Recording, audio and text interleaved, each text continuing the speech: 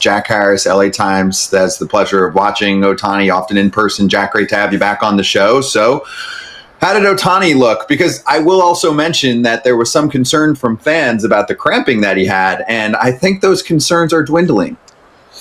Yeah, I mean, he can still pitch a little bit. He can still swing the bat pretty hard. I mean, and even in that game in Cincinnati, like, he was pitching okay until the fourth inning. It was really like the first time all year he's kind of looked human in a way of just like not being able on one day to physically, get through a full two-way outing. So to see him come back yesterday and look as dominant as he did on the mound, continue to look as sharp as he has coming off a second Tommy John, which I think is kind of the underrated part of all this, is just how seamlessly he's come back as a pitcher this year.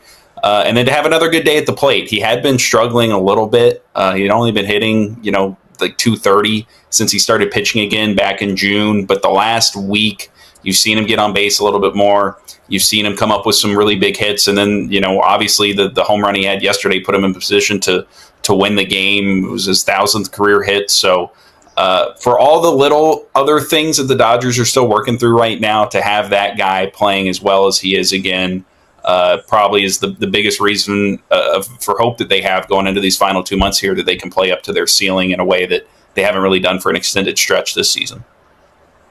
Hey, Jack, as a fan, now that I'm on the side of a fan and now media as well, and we talk about things like voter fatigue, and I'm not even talking about the MVP race. Do the Dodgers fans still appreciate how special it is to watch Shohei Ohtani on a daily basis now that he's back on the mound as well? I know last year he was incredible as a DH, but to see what he's doing on both sides, I think sometimes as fans, we take for granted how special this is. I mean, it hadn't happened over, centuries, since Babe Ruth. How special, is it to watch, and do they still appreciate how good he really is? Yeah, I think especially just because they're getting to watch him pitch for the first time since he didn't do it last year. And to see him, like watching him pitch is it's just a visually kind of different experience. He throws the ball so hard. He's such an imposing presence up on the mound. He has a little bit of a different demeanor.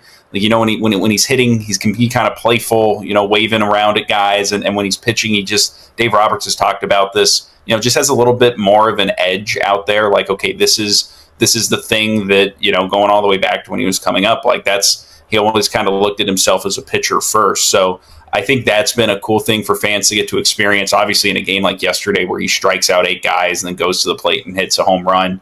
For all he did last year, that kind of experience is a different thing. And I think, again, has been one of the cooler parts about this season for the Dodgers, is because when he signed last year, there was some uncertainty about, okay, how long is it going to take him to go back to being a two-way player? Is he going to be as good as a pitcher once he does try to return to it? Can he be, as good at this incredibly difficult role as he was with the Angels? And so far he has been. And I think it's been one of the things that Dodger fans have appreciated most about the season. I know it's a real thing. I've been a part of some good teams that have been to the playoffs every year, and really they're playing to win a World Series.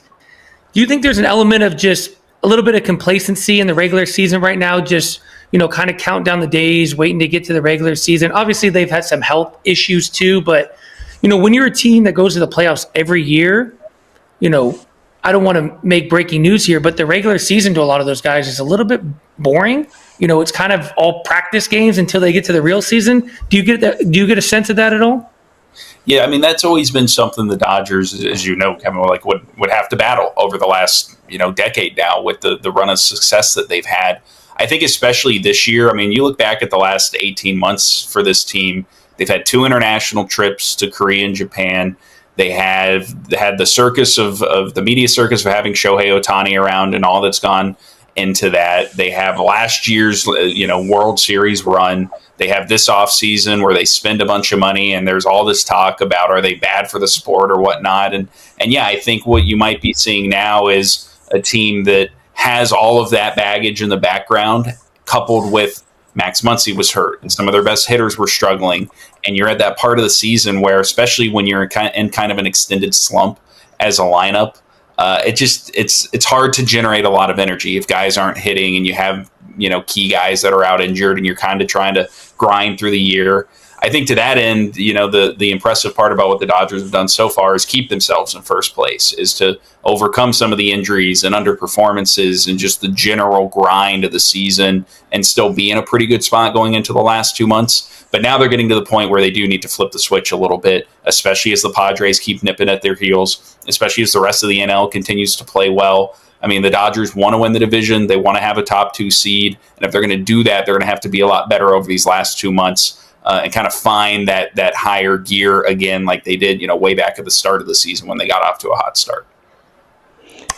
You talk about flipping the switch, Jack. Is there any chance when we flip that switch and the lights come on, will we see Mookie Betts in right field? Because I truly believe, Dave Roberts has done this for a long time. He was one of my mentors in San Diego. But I spoke about this the other day and started somewhat of a debate. I truly believe if you want to take some pressure, some mental pressure off of Mookie Betts, because I think it's between the ears. I know physically he went through some things early in the season, but I just really believe, having gone through a position change, moving him back to right field would really free up some mental space and allow him to just do something that he's really accustomed to in the big leagues and go out and just focus on hitting. Like, what are the chances that, when that switch comes back on, we see Mookie in right? And not to mention, it might make the defense better. When you put Teo in left, it kind of lines everything up in the way that I think defensively, bodes well for the Dodgers. Yeah, I mean, this has been the big unanswerable question with Mookie Betts this season and kind of what it means for the team. He's been pretty adamant that playing shortstop is not the reason why he has struggled. He points to the fact that last year he hit really well over the first half of the season while initially making that switch. The fact that at the start of this season, he got off to a good start his first couple weeks while trying to, reacclimate at the shortstop position. At the same time, the longer this slump has gone on, the harder it is to not look at the shortstop thing as at least being a factor. And maybe it's not the reason he has slumped or did kind of lose his mechanics with his swing, but, it might be something that certainly isn't helping him get out of it. I think the challenge this year compared to last year when they did move him back to right field down the stretch and did have him there when they won the World Series is that the roster, it doesn't quite line up as well. If you put him back in right, you probably could move Teoscar to the left. You'd have Andy Pages in center, but they've liked the way Michael Conforto's been swinging the bat. They added another outfielder and Alex Call at the trade deadline. They certainly haven't operated as if they're planning to move Mookie Betts back to the outfield at some point. And then Mookie Betts has been a lot better at shortstop this year than he was last year, and I think he does take pride in that. And in the fact that he's become an above league average player at one of the most demanding positions defensively. This, though, is all kind of part of the calculus the Dodgers have to weigh. Now, Dave Roberts has been adamant, I don't see if I just put him in right field one day, he's suddenly going to have 3 hits and everything's fixed. And I do think that whatever the cumulative toll of playing shortstop has been, at this point, I don't know if moving him to the outfield kind of undoes all that and fixes it. So I'm not expecting him to move. The Dodgers certainly haven't indicated that that's going to be something they consider at all. They like what he's giving them defensively. They think that there's still going to be some production in his bat come the end of the season. One thing that he did well last year is he didn't finish the season all that great. The last 3 weeks, he was really bad going into the playoffs. But then he got to October and just kind of wiped the slate clean, focused on putting together more competitive at-bats, got out of his head a little bit about all the mechanics, and then had a really nice postseason. That's kind of what the Dodgers are banking on again, and this time doing it probably with him at shortstop. What's up, Dodgers Nation? Victor here, your sleepless, coffee-fueled, ride-or-die Dodgers fan. And today, I've got something that could completely change our lineup next season. Imagine this. It's opening day 2026 at Dodger Stadium. Shohei Ohtani's in the 2-hole, Freddie Freeman's still doing Freddie things, and hitting cleanup? Pete Alonso, yeah, the polar bear, wearing Dodger blue, launching baseballs into the left field pavilion.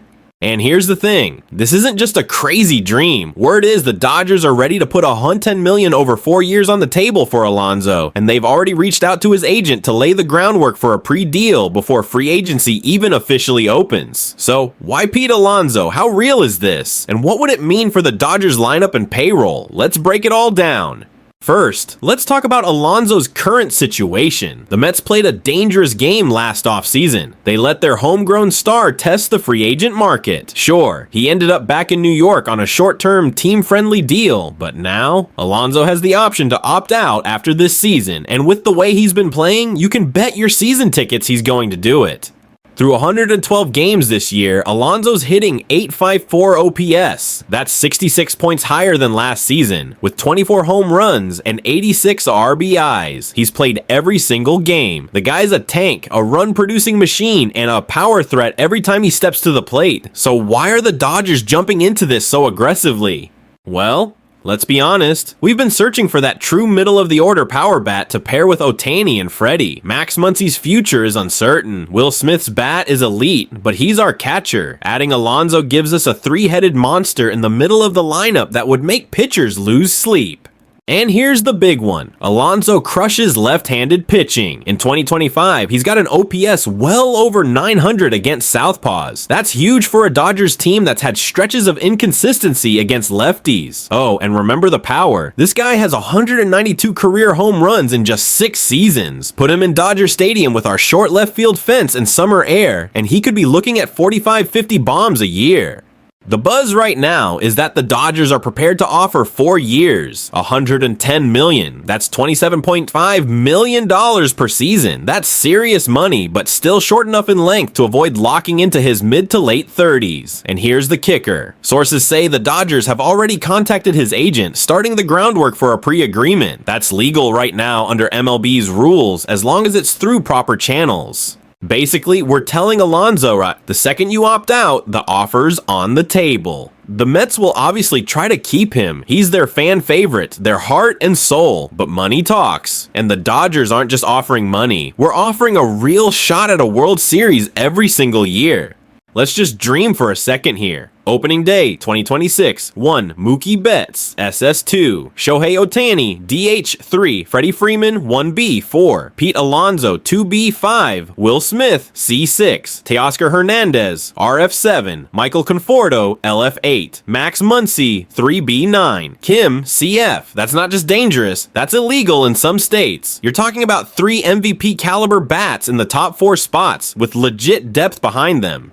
Plus, Alonso's presence means less pressure on Freeman to carry the RBI load and more lineup protection for Ohtani. Good luck pitching around both of them. Of course, there's always risk. Alonso's 30 next season, and power hitters can slow down in their 30s. But we've seen plenty of guys, like Nelson Cruz and JD Martinez, keep mashing well into their mid-30s. Defensively, he's solid at first base, and with the DH spot, we can give him rest while keeping his bat in the lineup. The reward? Massive. You're adding one of the most consistent home run threats in baseball to a lineup that already scores in bunches. You're giving this team another October weapon, and you're making a statement that the Dodgers aren't just playing to win, they're playing to dominate. So here's the bottom line, Dodgers Nation. Pete Alonso might just be the missing piece to make our offense unfair. The Dodgers are ready to throw $110 million his way. They've already made contact with his camp, and if he opts out, this could be the blockbuster move of the offseason. But I want to know from you, do you want Pete Alonso in Dodger Blue? Would you give him 4 years and $110 million? And if we land him, do you think this lineup could go down as one of the best in Dodgers history? Drop your takes in the comments, smash that like button if you're ready for Alonso bombs in LA, and don't forget to subscribe, because if this deal gets even close to happening, you know I'll be here breaking it all down. This is Victor from latest Los Angeles Dodgers News, signing off. Let's go Dodgers!